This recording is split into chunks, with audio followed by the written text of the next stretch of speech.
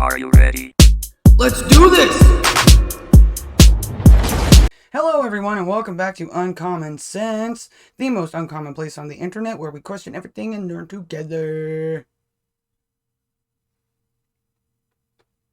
Anyway, I'm your host, Billy the Kid, and yeah, welcome. Are you new here? If you are new here by some strange algorithmic accident, welcome. Right, Butch? That's right. Welcome aboard. We need all the uncommoners we can get. Indeed. Okay, so today we are going to do something a little bit different.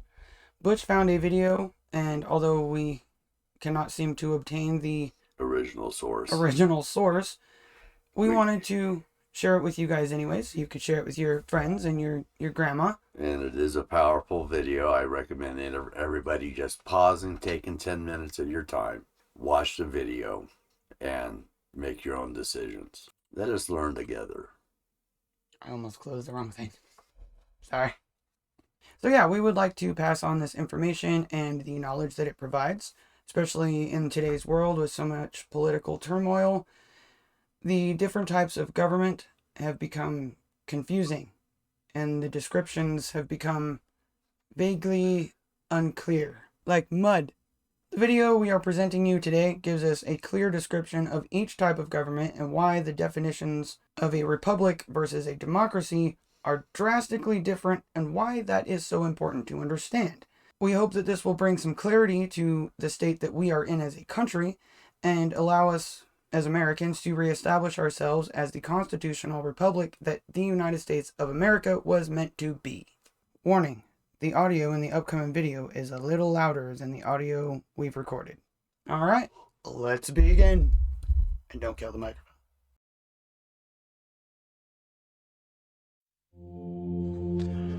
When Benjamin Franklin exited the Constitutional Convention, he was asked by a woman, "Sir, what have you given us?"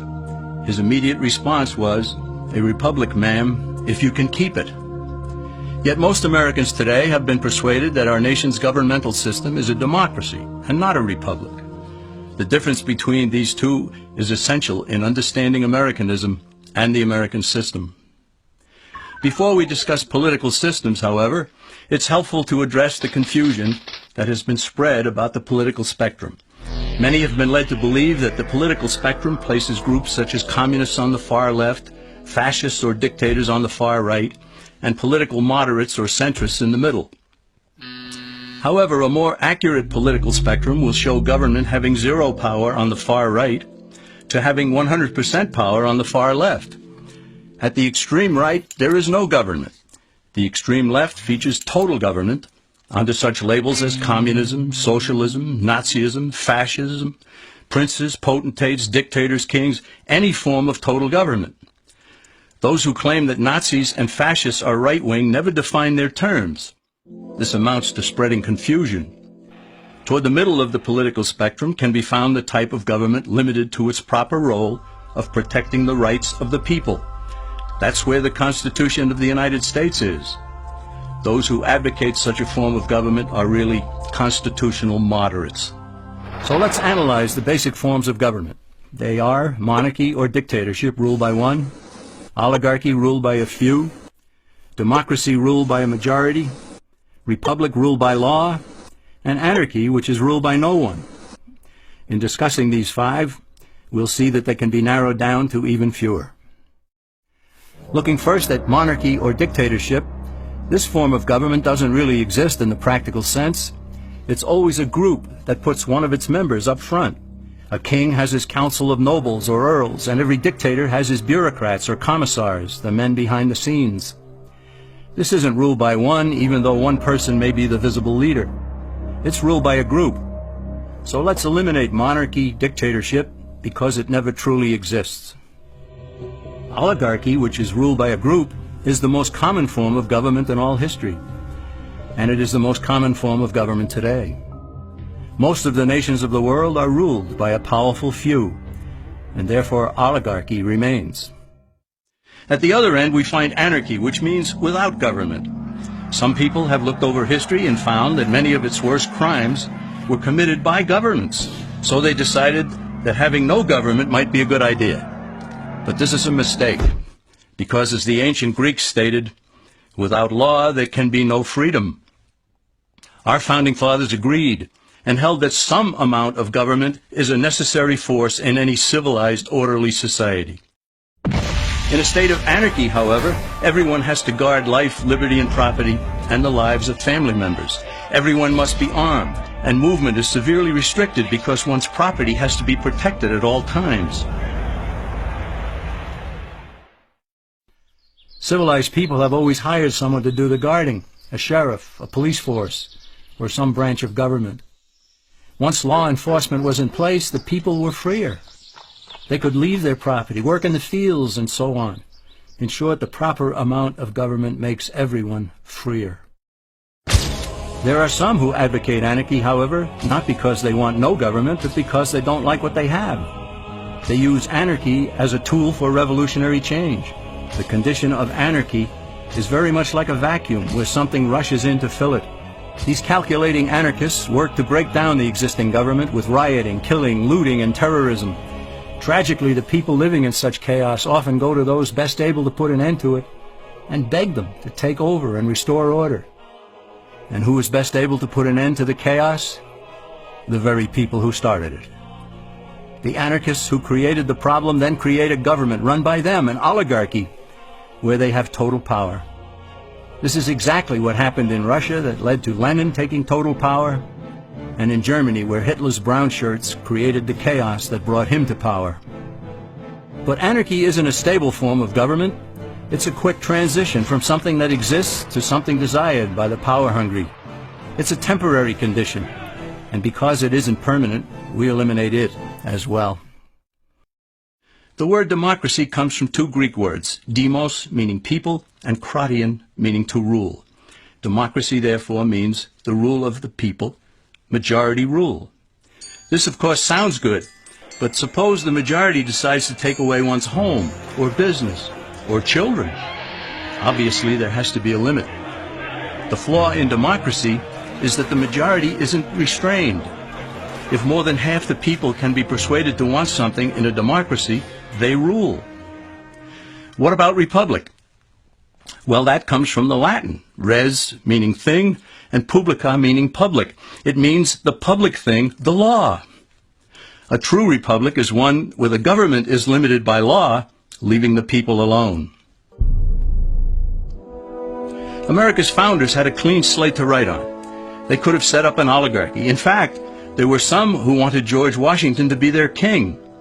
But the founding fathers knew history, and they chose to give us the rule of law in a republic, not the rule of a majority in a democracy. Why?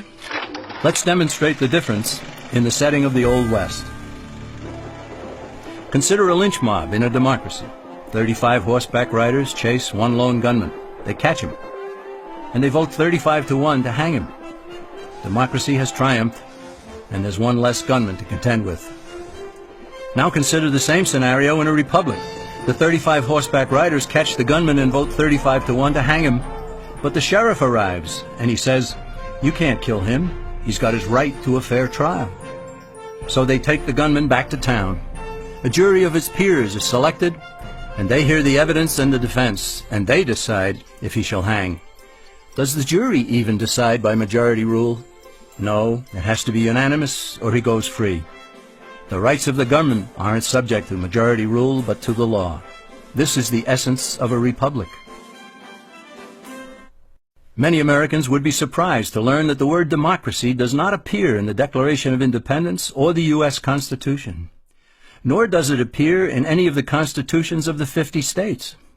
The founders did everything they could to keep us from having a democracy. James Madison, rightly known as the father of the Constitution, wrote in essay number 10 of the Federalist Papers, "Democracies have ever been spectacles of turbulence and contention, have ever been found incompatible with personal security or the rights of property, and have in general been as short in their lives as they have been violent in their deaths." Alexander Hamilton agreed, and he stated, "We are a republican government. Real liberty is never found in despotism or in the extremes of democracy."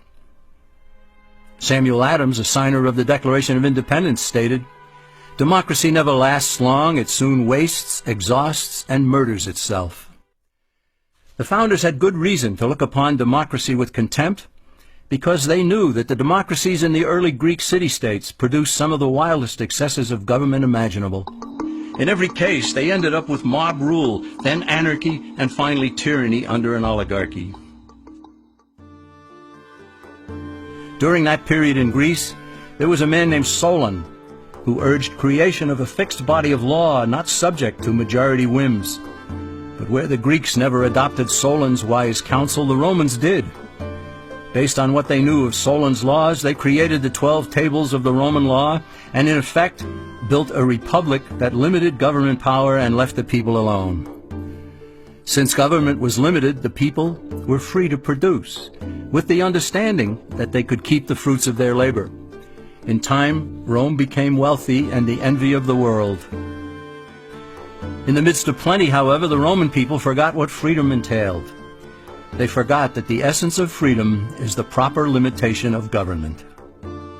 When government power grows, people freedom recedes.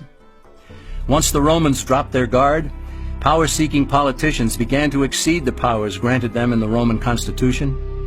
Some learned that they could elect politicians who would use government power to take property from some and give it to others.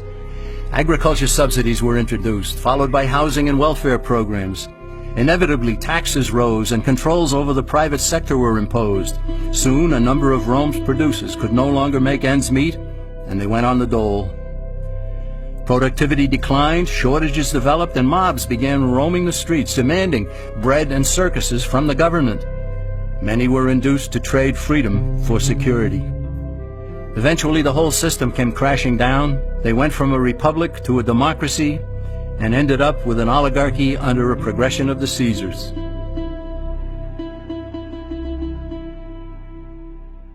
Thus, democracy itself is not a stable form of government. Instead, it is the gradual transition from limited government to the unlimited rule of an oligarchy. Knowing this, we as Americans are ultimately left with only two choices. We can keep our republic, as Franklin put it, or we will inevitably end up with an oligarchy, a tyranny of the elite. Alright, well there you have it, folks. I hope this video was informative and provided you a better understanding of government types and why it is important to understand what a republic is. Our republic in America is in distress, and the more Americans who understand what that means and realize that we are not and were not, have never been a democracy, the more chance we have to stand for our liberty. We the people are the last thing standing between tyranny and freedom. This is our Alamo, and it is time that we draw that line in the sand. It's time for us to join together as a nation under God for liberty and justice for all. As one of our great presidents once said, it is up to us to fight for it, preserve it, and protect it. May the heavens bless my fellow patriots and remind us that we are brothers in this land of the free. Thank you for joining me today on Uncommon Sense. Please let us know your thoughts down below in the comments. Like, share, and subscribe for more. I'm Billy the Kid, signing out. Stay uncommon.